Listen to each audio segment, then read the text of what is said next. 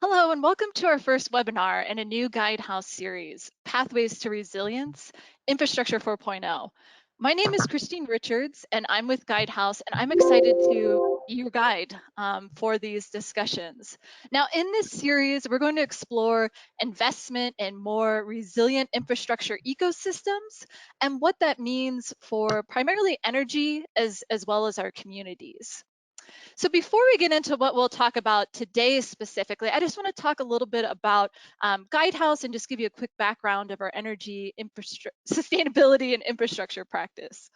Now, our ES&I team at Guidehouse is a global team of about 700 people, and we really focus on helping leaders build sustainable communities and infrastructure.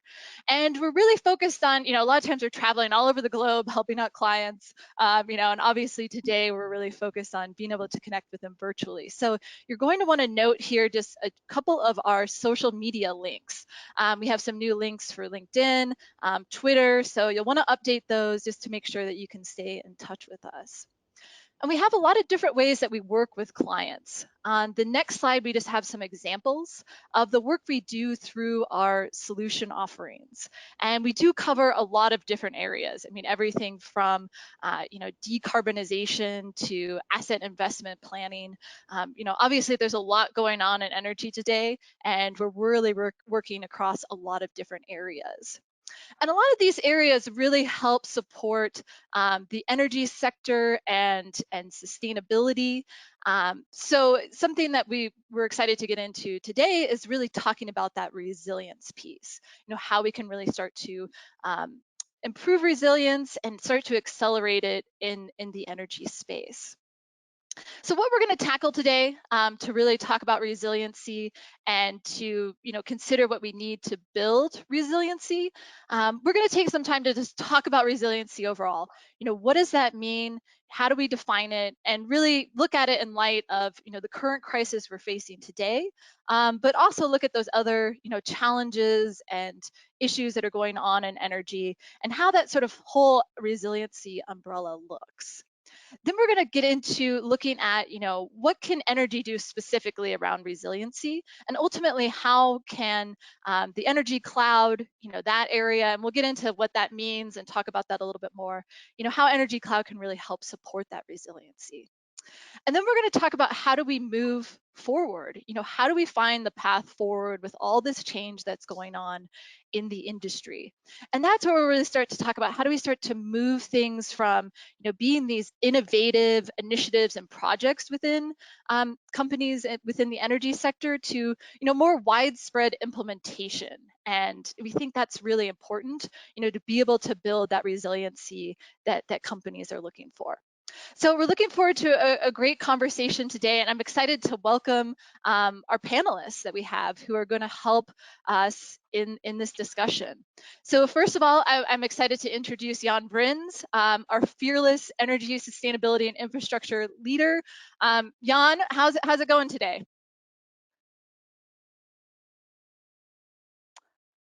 All right. Let And me let me go off mute. That helps. Okay, good morning. I was like, did I not hear you? It's going great. I'm sitting in my office here in Miami. The weather is beautiful outside, and we're just hunkering down and riding the storm. Now, one thing I have to ask you, Jan, because usually I feel like on all these calls I've been doing, we're like, talking to people, and we're like, how are you dealing with your family? You're all trapped together. And Jan, Yeah. you're normally like out traveling the globe, working with a lot of different people. And the question I have for you is, how is your family dealing with you being at home? How are they handling that? Well, it's interesting.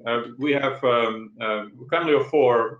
We have two teenage boys, and I think it's the hardest for my wife because normally I think the boys are in school. I'm on the road visiting, clients and our teams around the world, as you said, and now we're all home. So my wife is really off balance now because we're all at home and here every day during the day, and I'm on calls. The kids are doing schooling.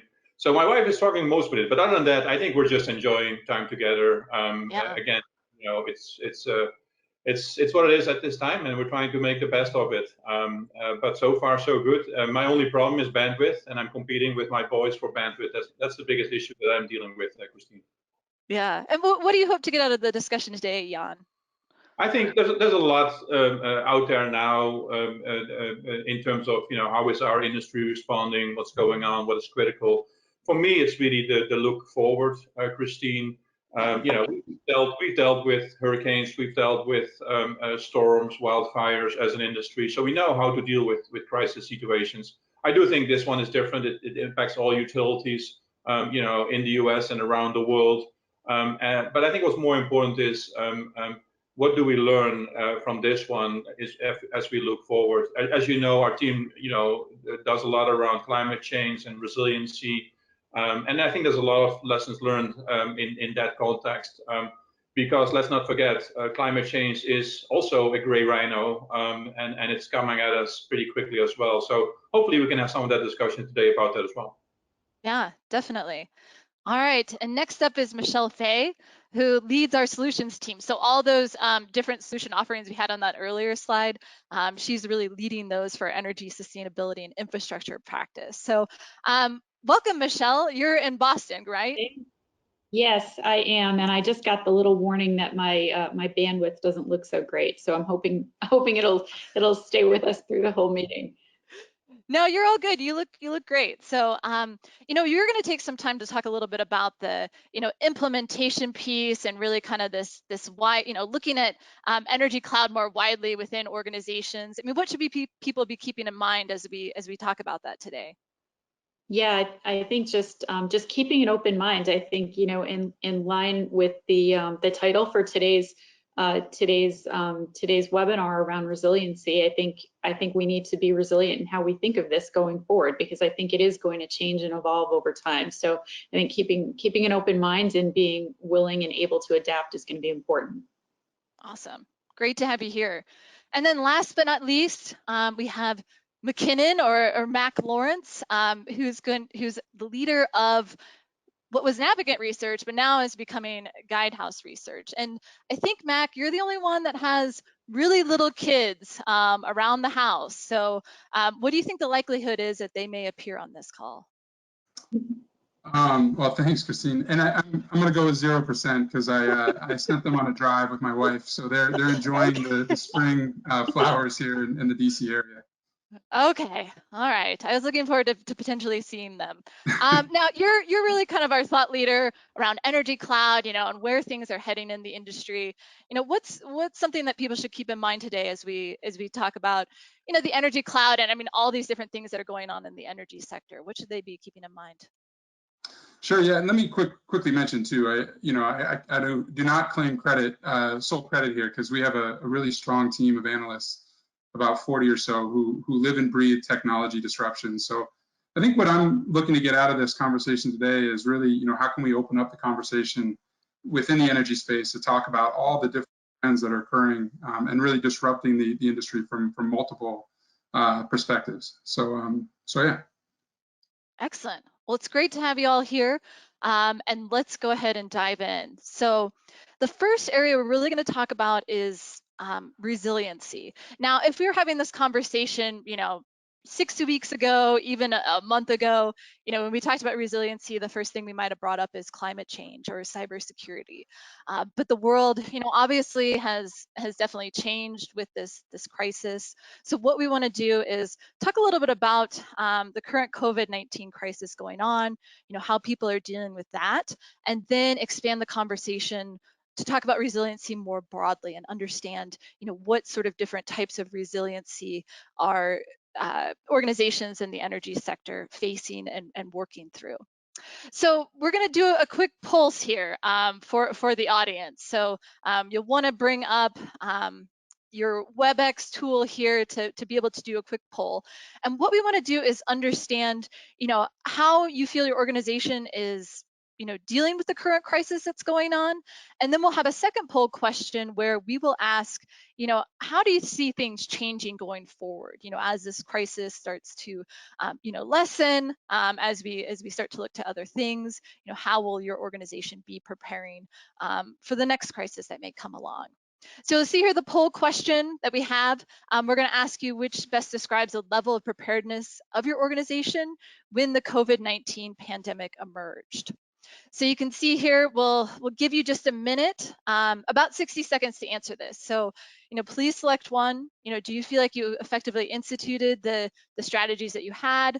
Did you have plans for communications, but maybe, things, managing those didn't go the way you exactly anticipated? Or, do you feel like you're struggling on communications and ongoing infrastructure? And this poll is definitely anonymous, so, we definitely look forward to seeing what you all put out there. Now, as panelists, we can't see the live results that are going on. So, while we wait, any thoughts on what we might see here? Jan, do you have any guesses on what we might see here in terms of percentages?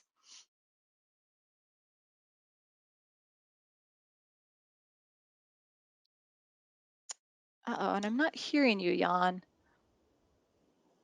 I need to stay off mute probably because I muted myself and then forget to put me back on mute. I'm sorry.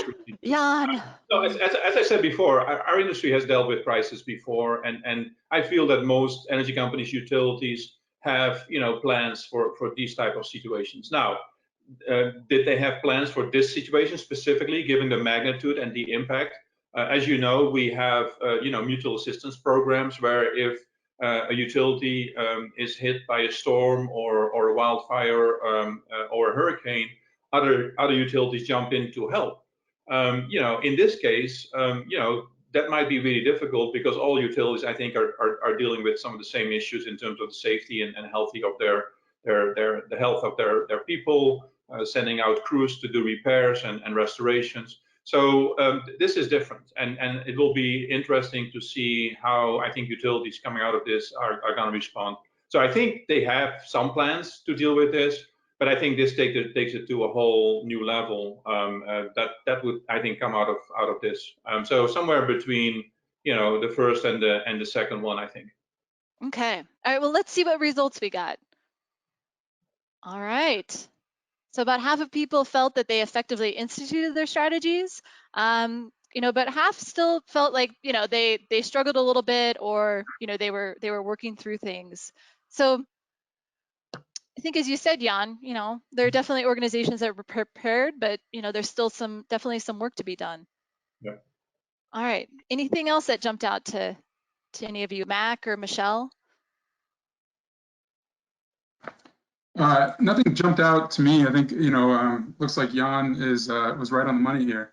I think what's interesting about this question though with preparedness, and this is, I think this current situation kind of brings this into focus, is the risk of compounding risks. I guess whatever you want to call it, and it's hard to predict that could be the case. And now we're looking at a high likelihood that could be, we could see a kind of a double event situation, which we're already strained with one. When we think of another, what does that mean for the organization? Yeah, definitely. Yeah, I think that's what worries me as well. I think, number one is the duration of this event. I think that's a little bit different than what a lot of our clients are used to seeing. If a thunderstorm or a hurricane hits, that's several days with obviously cleanup after, but the duration of this and is much different. And I do worry, same as Mac was saying, about the layering of events, right? So what happens now if we get into hurricane season? I think about that here in the Northeast, or for folks like Jan that are in the Southeast. What happens when you have a hurricane on top of this? What does that do to the crews and the plans that are already in place, and what additional stress does that bring on? Yeah, we had a earthquake in the Pacific Northwest, right, Christine? Right. As this pandemic was going on, and that was one of the hotspots at that time. So I can't imagine how risky it was for crews to go out and repair and restore some of the damage there to the grid, while being a hotspot for the COVID-19 pandemic. So Yeah. I mean that layering of different crises, and how, I mean, the things that are going on right now, I mean, aren't going to go away. And so I mean, this is just another layer to the complexity. All right. So let's take a look at what we can do going forward. The plans that organizations have and how they might change what they're doing. When we start to move beyond kind of this initial, crisis around COVID-19. And Matthew, are you able to bring up the poll for that one? And Matthew Spady is our webinar producer for this event. There we go. So we have a poll that we want to ask you all. Will you revisit your enterprise risk management framework and/or continuity of operations plan? So either you feel like you anticipated it and you don't need to review that. Yes, we're definitely going to look at it after this. Make sure that we're prepared for the next time, and then maybe we're still exploring that. So let's take a moment and see what the audience thinks about this. And just as a note, these are a couple of questions. We're going to have a larger survey coming out around this, around COVID-19 and sort of the impacts to business continuity and operations planning. So that'll be coming out in the coming days. So pay attention to that, or keep a lookout for that. And we're just giving you a couple of questions here as a preview of it. So as we wait for this, Michelle, what do you think we're going to see out of this response, these responses? I suspect that that we're going to see that people did have pandemic plans, but I think they are going to take a step back and maybe look at this a little bit more broadly. So I think it'll be between maybe those first two answers, but I have to imagine after any crisis like this, it's probably one of the first times that some of our clients have had to exercise these pandemic plans that they did put in place. So I think they're going to take a step back and look at what they can do. Particularly, I'm thinking in the areas around how they can help their people. Having to work remotely for these long periods of time is definitely something that's different. Yeah, there's that different work environment for people that are probably used to like being in the office, really Right. working through these things. Definitely like have seen that with some clients. Yeah. All right, well, let's see our poll results. All right, you were right in your guess, Michelle. That people definitely need to take that look. So I mean, what we're getting here is a sense that a lot of people did feel prepared, but in experiencing something like this that most of us have not experienced in our lifetimes, there is that need to look at things differently. Now, Mac or Jan, do you have anything to add around that in terms of plans going forward and what people are thinking about?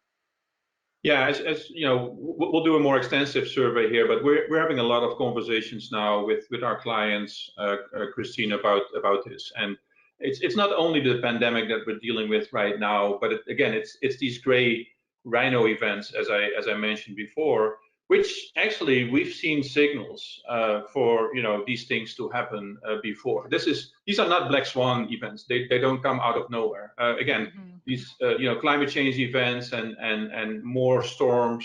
The average has gone up from 5-6 major events with $1 billion of damage in the U.S. to like 12 a year. We've seen signals for this, and I think a lot of companies in our industry that also includes some of the large manufacturers and industrial clients that depend on energy so much for their business continuity.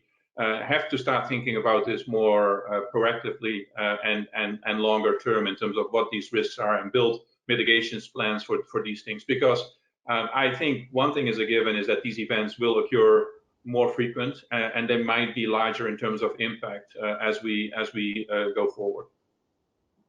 Yeah, definitely. And I think that's something that's a great point, that these other crises that we're talking about, they're definitely not going away. And we have a slide that shows just a preview of our state and future of the power industry. And the survey is in process. Is that right, Mac? It's not entirely done. It's forthcoming. Right. So we might be impacting the answers here, but that's fine. So If you want to bring up that slide, Matthew, and if not, we had the question, when will climate change pose a tangible threat to utilities? And we had 3/4 of people say, now, it's already affecting us. 15% said, hey, it's going to affect us in 10 years, and 12% said, hey, probably within the next 30 years. So, these other crises aren't going to go away. Climate change is still going on, and energy organizations are still having to deal with this. And so I think that brings up the question, and we started to talk about it a little bit, of just the different ways that we prepare for these different types of crises, pandemics. What are the key differences when it comes to resiliency? And I'll put this to you, Mac, first. I mean, what are some of the key differences you're seeing in terms of resiliency for some of these different crises that are going on? Yeah, I mean, I'll just make a couple comments because I'm sure we're going to have some thoughts here too. But I think, the number of variables we're dealing we're dealing with a number of different risks. And so on top of that, each of them impact differently. And then you kind of look across the areas of change in the utility industry. And, Michelle mentioned, staff and how do we deal with kind of continuing operations in terms of truck rolls and things like that.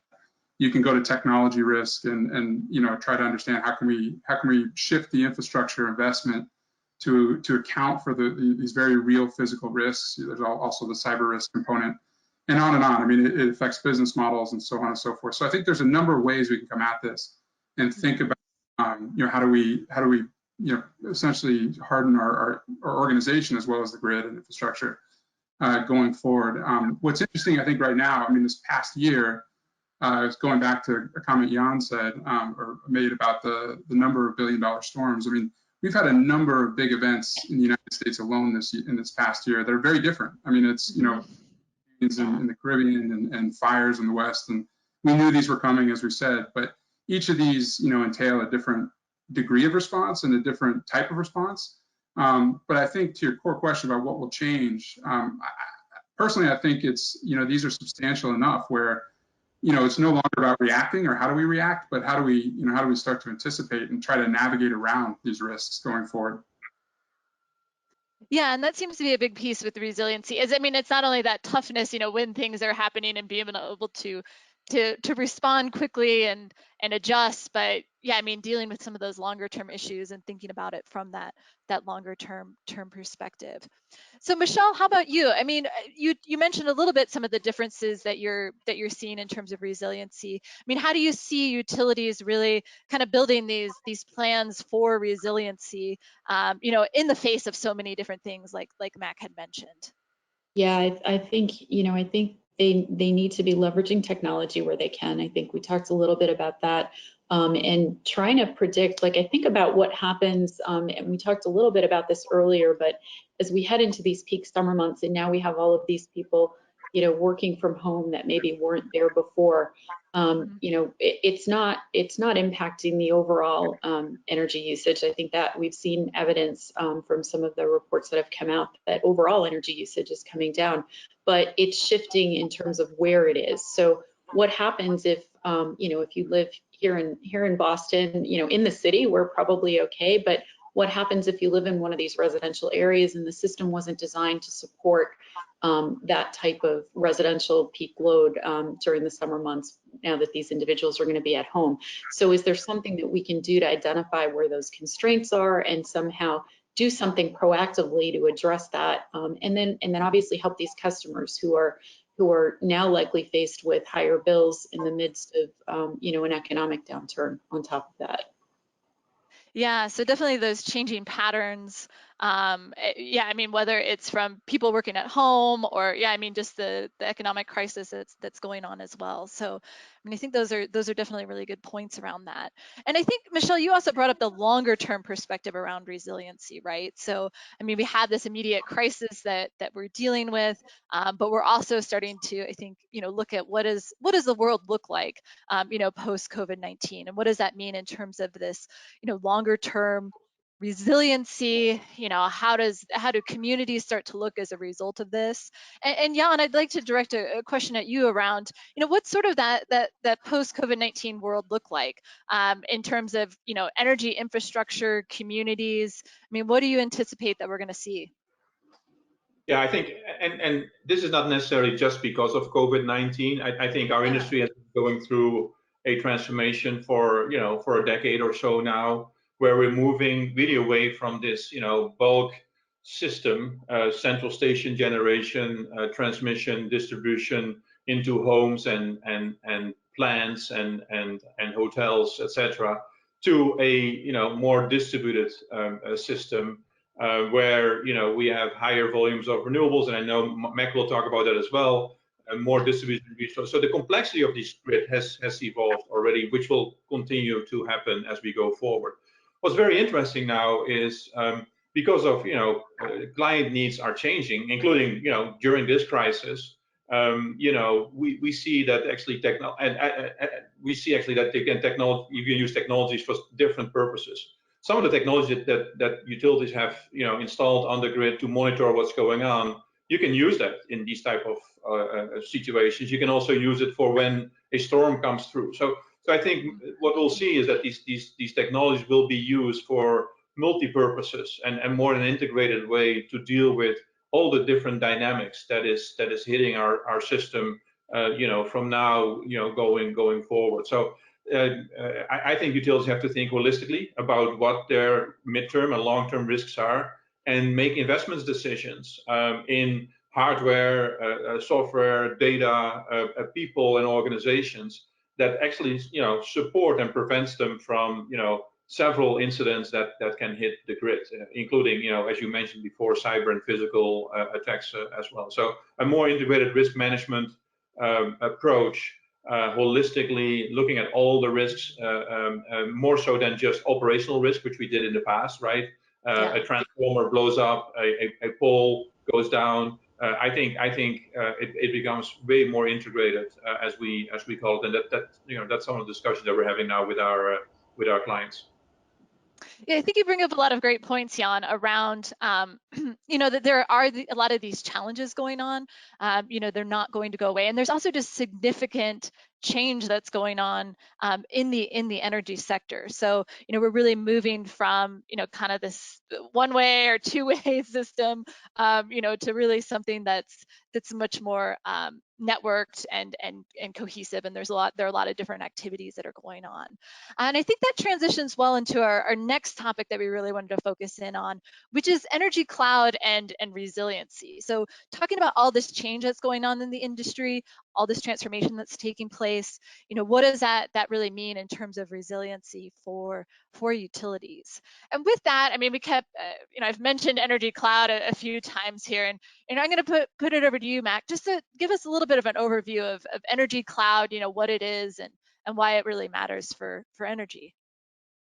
Yeah, I mean, Jan mentioned some of the key observations I think that we're making that's really kind of shaped the energy cloud thinking that we've been organizing in our firm. But essentially we're talking about, like you said, moving away from that centralized generation to a highly networked distributed grid. And there are a couple of reasons why I think we kind of frame it out as this energy cloud vision, because when we were observing the trends that were occurring across the industry over the past decade, it was a number of one-off technologies that were growing very quickly, being adopted, and you can look at those in isolation and say, hey, solar and wind are really making a difference on the grid. But what's interesting is when you look across the full spectrum of technologies and start to pull all that together, it really does look like 1,000 or a million different connection points across the grid that are going to exchange power and data and financial flows two-way. We see customers being brought into that that system much more proactively and in many means by their own accord as well. So it's just this shift is not necessarily an endpoint. The energy cloud isn't a thing at some point down the future, but it's meant to really describe that paradigm shift where we see the system becoming much more dynamic and multi-directional. And then what do you do with that? I mean, how do how do you build business models that can tap into new value streams, and take advantage of the number of different assets that are going to be distributed across that system. Yeah, I think you bring up some great points, Mac, around all these different things that have to come together. And we actually had some audience questions around this. We asked people to submit some things that they wanted to talk about, and we had a couple areas that I just wanted to explore a little bit because we had some people write in about it and want to know a little bit more about it.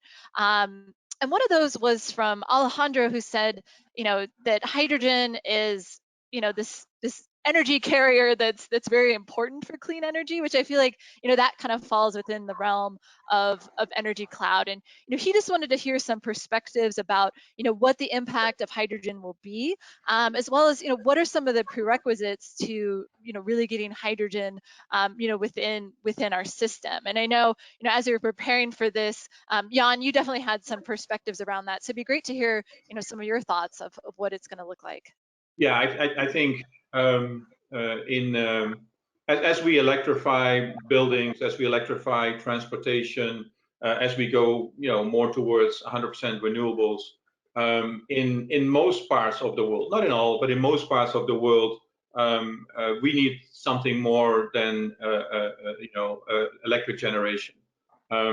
It's really hard to build infrastructure and battery storage that can deal with long periods of time where there's not enough output from renewables and where battery storage just falls short in terms of duration.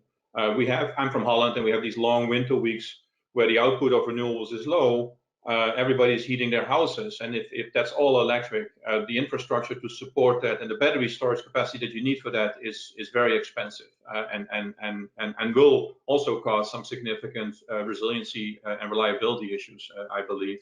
So we've been looking at this for a couple of years now. We've done studies in Europe as well as here in the northeast of the US, as well as in California. But we clearly see the need and a role for a renewable fuel, and we see electrons and molecules really converging as independent energy carriers. Power to gas. You can take excess renewables right now that would otherwise go to waste. Produce hydrogen.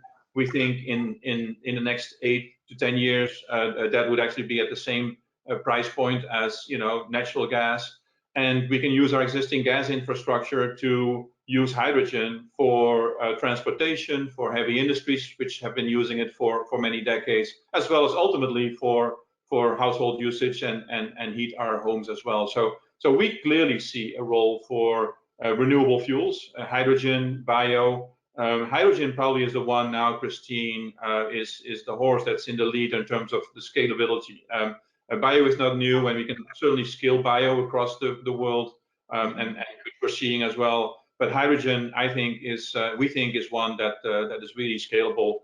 We're taking in Europe offshore wind, and instead of using traditional transmission lines to bring it onshore, we're producing hydrogen at sea and putting it in pipelines and sending it to the southern part of Germany, where we're using it for the heavy industries and car manufacturers there. So those are new concepts which will be part of the energy cloud future and really change our entire energy system. And Michelle, I mean, you're definitely an expert within utility space and all the things that utilities are wrestling with and working on. I mean, how do you see them responding to some of these things around hydrogen, batteries? I mean, all those different things, finding that right mix. What do you see them? It's a good question. I think, and I tend to be a glass half full person, right? So I see it as a positive, and I think, and I'm hoping that this is going to be a catalyst to really drive forward some of the innovation that we've seen maybe in pilot mode into more of a wide scale implementation. So I think there are some really interesting projects that we've seen, whether it's technology related, whether it's storage related, microgrids, et cetera, that have been done largely in smaller scales. And I'm hoping that this might be, as I said, the catalyst to really drive those forward in a broader basis. Yeah, definitely. And we've had an audience question come in. So I mean, we've been talking about things, I think, very global, but also very local. And this audience member, really wanted to to understand kind of, taking things from more of a global perspective compared to a local perspective. And, what is the importance of the, critical mass of actors that are really important for, taking on, all these different interactions. So, I mean, Mac, do you have a perspective around that, kind of some of these local efforts versus more of a global perspective that needs to be taken for all the people who are participating in this?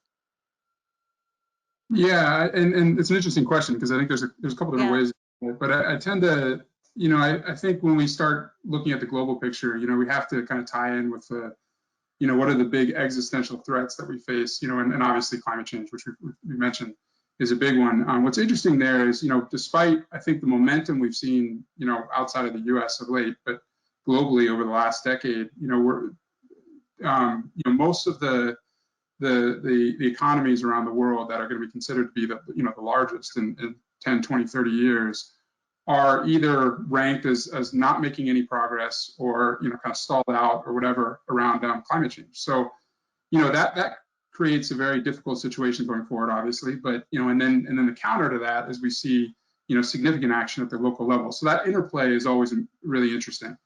I do think, though, what's also interesting to look, looking at the global picture in terms of understanding this kind of evolution of an energy cloud and the adoption of new technologies. We tend to think of I think, more modernized economies as driving a lot of that, but a lot of the developing economies have a lot to gain by adopting, these new technologies, especially those that are, don't have the energy security of, say, the United States. So, China is a great example. Obviously not a very oil secure country, but so there's significant incentive, and also in terms of trying to just keep up with demand in that country. There's significant incentive to bring in these new technologies and build out an infrastructure that's going to meet demand and use anything that's available to make up that gap. That has spillover effects, into other countries as well and other markets in terms of advancing, the available technologies, bringing down the costs, and pushing a more rapid transformation with respect to the energy cloud. Yeah. So it definitely sounds like things. I mean, yeah, all over the all over the place, really being able to need to come together. So I think, to tie back to what we were talking about earlier, I mean, we're talking about all these different changes, and we could get into a lot of different topics of, different pieces of what we talk about when we talk about this more, transactive energy system or this energy cloud. But to tie it back to resiliency, why is it that all these things that are going on, matter for resiliency? What's really the connection there? And I'll do kind of a rapid fire here with each of you. I mean, just in a few sentences, Jan. I mean, what's the big connection between the energy cloud and this larger system and resiliency? What's the key?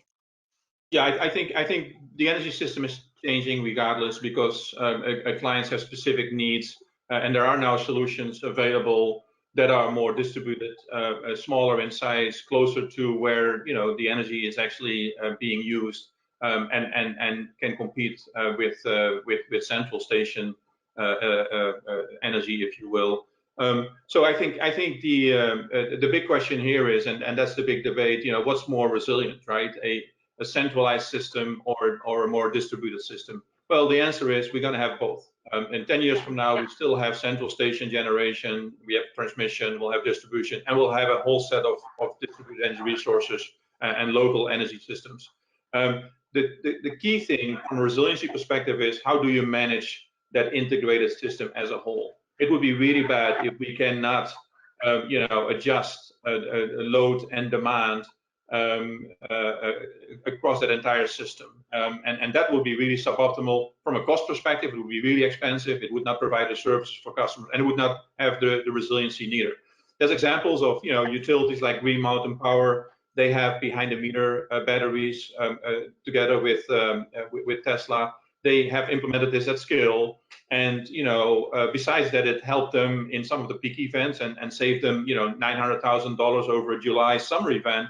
It also helped with resiliency because there was a storm in October of last year, and of all the customers that went out, those 1,100 actually stayed live anywhere between 8 hours up to like 42 hours was 82 hours was the max. So I think that's where a distributed energy resource like behind the meter storage can actually provide resiliency in case of these major events. Yeah. And Michelle, how about you? I mean, what do you see as being kind of the key tie between resiliency and the energy cloud? Yeah, I think having to manage the existing and in most cases very aged infrastructure that we're dealing with, and then trying to manage all of these new actors and new players that are and these DERs that are coming onto the system. I think the key is going to be how you balance those and how you make improvements in such a way that you're almost future proofing while at the same time leveraging those new technology advancements. So I think that's the key, is trying to figure out what that balance looks like, because you can't just wholesale replace your infrastructure. It's just not that easy. It's a matter of balancing those investments with the ones in the newer technologies. And I think getting all of that to work together is the key. Yeah. Yeah, I like that of really, these technologies that are here today and the ones in the future. I mean, how do you really start to bring those together to build that more resilient infrastructure? And Mac, how about you? I mean, what do you see as being the connection, between resiliency and the energy cloud? I think Jan and Michelle took the good answers. So no, Yeah, I'll you're the piggyback last one. You got the tough one. I'll piggyback on what Michelle said, because I think that point is so right on. I mean, it's we're at an interesting point now because of COVID, I think, where we see all this stimulus coming through now, and there's the potential for this next round of stimulus, where it's going to be more about building the economy longer term, and we've been here before, 10 years ago, after the last Great Recession. And what we saw was this acceleration of clean tech over the last decade. And so that was an outcome that was intended to incentivize, but we actually have seen that market grow pretty rapidly. What's interesting now is, to Michelle's point, we've got to make choices, because this is expensive to invest in infrastructure. And once we make the choice where we're going to go, infrastructure is a long-term play. So we're locked in many cases over the next, more than a decade. So thinking about resiliency, we have to imagine what outcomes we want from the grid and from other infrastructure that ties into the energy system, like hydrogen, like electric mobility and buildings, and start to incentivize those investments to bring those technologies forward. Or we're just going to continue a system that we have now, which obviously has shown its vulnerabilities to some of the gray rhinos that Jan mentioned. Go ahead, Jan. Yeah, so sorry to add to that, we're not talking about the same system anymore, right? We're talking about a much larger system because of electrification of transportation. Now we see adjacent e-mobility and charging infrastructure platforms being developed. With the building electrification, this system gets extended now into buildings. We spoke about distributed energy resource already, so we see platforms there as well. Smart cities, supporting smart city infrastructure. So it's not an apples with apples comparison. What used to be a traditional, again, commodity electricity power grid becomes so much more fundamental for society as it starts to support things well beyond just electricity in the homes. And I think that's what makes it so critical that energy companies continue to evolve going forward. Yeah. And we had one really good question. I thought that, well, we've had several good questions, and I hope to get it to as many as we can. But well, first of all, someone had a question. What is gray rhino? Do you want to address that, Jan, before we jump into the other question? I'll leave that to Mac. Mac can describe that. No, I'll try to summarize. There's some good literature on this, so I think anybody can Google it, and there's a lot of good talks on this. But essentially, what we're the difference between a black swan and a gray rhino. Black swan is this unforeseen event, and from a risk management perspective, it allows us to kind of take a cop out, I guess, because it can come so randomly that how can you plan for randomness? Whereas gray rhino is a risk that's out there. We can see it, we just don't know when the impact is going to hit, but it's going to hit at some point. So we can't control the timing and everything else, but we can manage the outcome. And although I think there's still a debate, Christine, whether this COVID-19 event was a black swan or a gray rhino. Some think it was a black swan, others think it was a gray rhino. We do believe that climate change is a gray rhino. I think we are seeing, increased signals for many, many years now. That climate is changing. We spoke about these major events that are hitting way more frequent and bigger in size. So, as we think about these events, it's more. I think it's more interesting to think about these events as gray rhinos, because you can actually anticipate them and you can actually prepare and adapt to them. I think that's really key of the gray rhino definition. Okay. Michelle, do you have anything to add around gray rhinos or black swans or?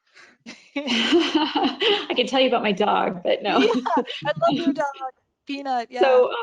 So not specifically that, but I do think it and we talked about a catalyst for change earlier, but I think it's a catalyst for maybe a change in what the drivers are for some of these energy cloud implementations, right? I think it's no longer maybe DER is not the driver anymore. Maybe it's a climate change driver that wasn't necessarily at the forefront earlier, but now has become one. Yeah. Yeah, I mean, definitely shifting priorities, different things rising to the top. That makes a lot of sense. Now, I mean, some of the things we've been talking about are definitely, as we look at, DERs, customer programs, renewables. I mean, all these different things that we have to bring together and do so on a global scale.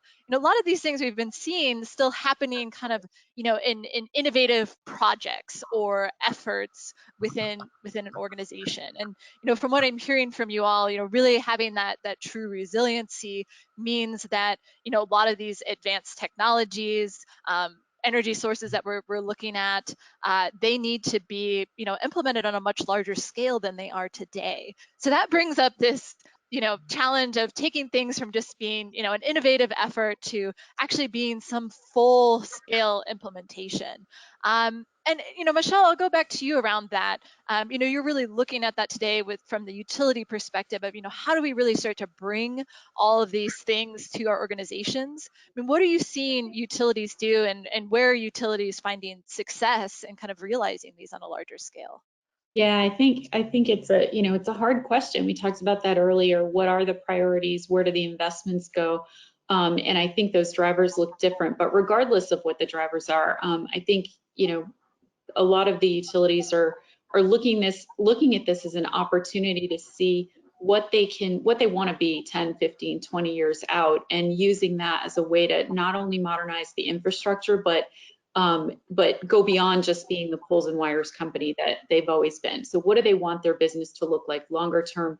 Is it, is it a platform that they want to be, or what do they see themselves being in the future? And I don't think there's one right answer that works for every company. At least that's what we've been seeing. I think that, the customer needs are different. The infrastructure itself is different.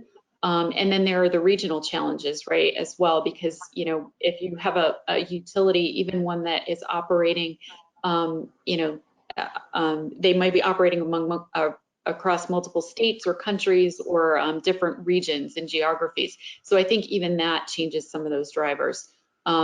So I think another important thing, and something that we've seen, is that the implementations and the roadmaps for these look very different across different utilities as well. So a great example of that, and I think back to my early AMI days, back in the early 2000s, there are some utilities, and I know I'm dating myself, but there are some utilities that have had AMI for many years, and then there are some that are just getting started with that now. So there are different opportunities, I think, depending on what your starting point is, and I think we need to keep that in mind as well. Yeah, definitely. And Jan, go ahead. Yeah, so back to AMI, my utility here in Miami, Florida Power and Light, we have AMI meters, so they don't need to send out crews to check the meter, which is great now as we go through this.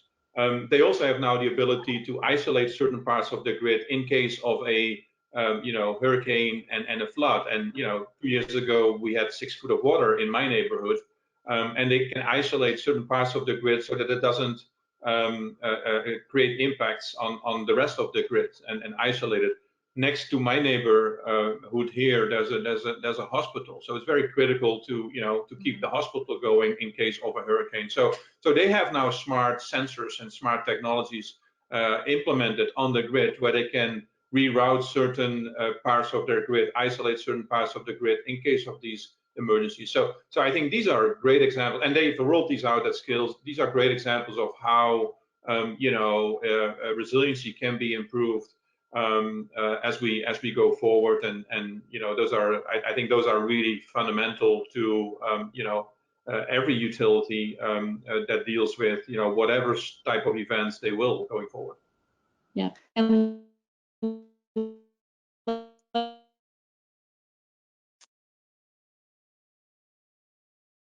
Uh-oh, and it looks like Michelle might have frozen up there.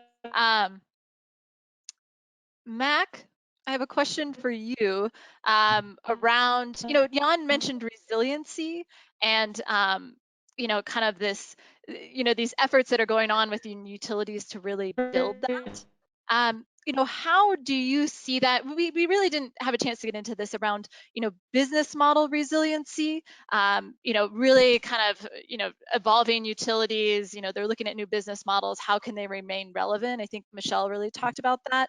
What are you seeing as kind of some of the hot spots or areas where people are really looking to, make investments and start to grow things on this wider scale?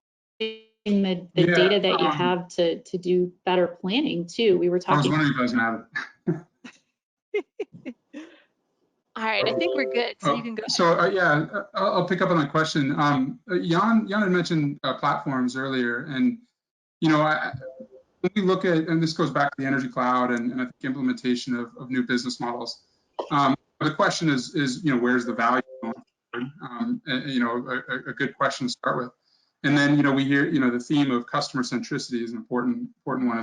So if you start with those two factors, what we look at is where is the kind of confluence of investment occurring, and related to that, where most of the transactions going to take place going forward. So you're looking for that that density of demand, if you will, density of investment, because that's where the action is going to be. So we've identified 7 areas, which I think we mentioned earlier in the call, where we see those activities taking place, that investment, building a grid, transportation a grid, essentially where you see these collisions of major industries that have largely kind of run in parallel in the past, are starting to become more interconnected going forward with the adoption of different technologies that blur the lines. So what's interesting is we talked about utilities quite a bit today, and back to your earlier question, Christine, I think about implementation and business model design. Utilities are under quite a bit of pressure because there's now many avenues for non-energy players. Oil and gas is an energy player, but is largely kind of invested in renewables in the past, but they're starting to invest pretty heavily across the mobility landscape and other areas. And then outside of oil and gas, telcos and big tech companies and so on and so forth, there are pathways now into the utility space, pathways to the customer, where they have the option now to sell additional products and services. So there's pressure coming in that I think forces business model innovation, forces some of those moving beyond pilots to implementation. And but the advantage for utilities is I think they have the perspective of being able to observe what's worked elsewhere and borrow some of the principles of those business models and deploy them in the energy space and across these platforms where customers are going to be more involved and there's more opportunities to stack revenue beyond the sale of the electron. Yeah, I think you bring up really good points around the customer piece, and that's definitely come up several times today. Michelle was talking about it in terms of changing customer patterns, and the customer centric piece of it is definitely huge. All right, so we have just a few minutes left here. We've had a lot of really good questions come in. So one that I was curious about, And this is kind of resilience at a bigger level. So, we talked about the importance of kind of looking at things from that global perspective and that global network. And someone asked about, resiliency as it would apply to kind of the energy supply chain, like the global energy supply chain. And, what impacts might there be from the current pandemic in terms of that global energy supply chain? Do any of you see that changing significantly, where it may become more localized as opposed to being more global? Any perspectives around that? I guess I'm looking at you, Jan, on my screen. I figured you probably have Yeah, some idea. I think it ties back to what I said before. I think our energy system, our electric, our gas, renewable gas, will become more integrated because the dependency throughout that supply chain that you described will be bigger going forward. We can't produce, we can't move goods, we can't provide services, we can't do payments. So that system has to be really, really resilient. And more integrated as we build it out along the lines of greener and cleaner, distributed, because that will happen as well, and smarter, more intelligent. So all these elements go together, and I think if you look at it siloed or fragmented, you're not going to get to the right answers or solutions. If you look at it holistically, you definitely will. That's where things like, it's probably really hard and probably really unreliable and not really resilient if you go in certain regions just with 100% electric energy system. It just doesn't work. And then you think about, then we need something that is still renewable, but is something that's fuel that can be stored for longer periods of time as we need it. So that holistic thinking is really critical. And it's overhauling the whole industry, but also all the stakeholders in this industry, which are the users of energy, the producers of energy, investors in this sector as well, and even customers like we all are on this webinar as well. Excellent. Excellent. Thank you, Jan. Yeah, I think you bring up some great points around that sort of holistic view. That things are going to change. We have to be adaptable. We have to keep, being able to move and adjust. And these things are going to continue to come our way. Mac or Michelle, anything to add around that? We just have a couple minutes left in terms of that holistic viewpoint. What people should be looking at. Yeah, I got cut off earlier, Christine. Sorry about that. No, you're fine, Michelle. Talking about some examples of leveraging some of the information that we have today. But I think it's about attacking some of those use cases that we have, and really trying to see, while we're continuing to invest in kind of that infrastructure that we have, what are some of those new quick wins, I guess I would call them, that we can take that lead us down this innovative path. So I think that's important to keep in mind as well. Yeah, definitely. And Mac, how about you? Last word. Last word. Quickly, I think we've been accounting for, I think, vulnerabilities in the supply chain. In the U.S., it's been about kind of domestic energy and building the bridges to do energy and things like that.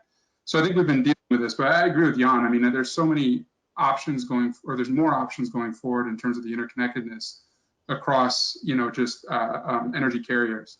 And there's so much more we can do in terms of unlocking the value and those interplays going forward. So, I think it'll be, this will accelerate things going forward. Excellent. All right. Well, this was a great conversation. I know we're kind of setting the stage for some future discussions within, the next webinars in this series. We're really going to dive a lot deeper into some of these areas that have been brought up. So, communications, DERs, all these things, we're going to get into these topics much more deeply. But I think this conversation today really set a great stage for that. And I know, Jan and Michelle, your kids need back their bandwidth. Mac, your family's out driving around somewhere. We want them to get home safe. So, we appreciate everyone taking the time today to chat and all the great audience questions. Really enjoyed the conversation. So we'll see you next time.